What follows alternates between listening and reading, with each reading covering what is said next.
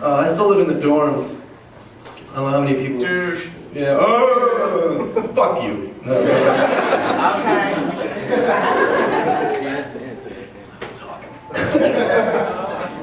But sometimes when I'm trying to fall asleep, my roommate, he snores.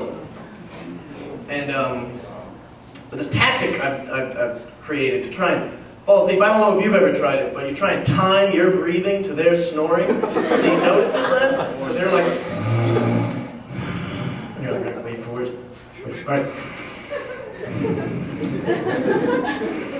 It starts working. You start not noticing the snoring more. You're about to fall asleep, but then they change it up. They're like,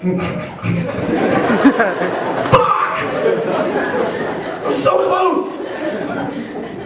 But nothing will keep you up more. Nothing will keep you up more. Nothing will keep you up longer than the cell phone whose battery is about to die. Nothing keeps you up worse than that shit. You'll be on your pillow like, damn, this is comfortable. Like, Especially if you're like in somebody else's house where you don't even know where they keep their shit. And they're passed out. And you're like, man, you have no idea where their cell phone is. You just go running around the house in your boxers. You don't even have your glasses on, just searching for it.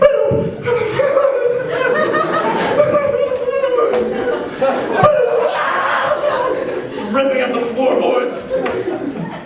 No, that's not it. Somebody writes a story about it.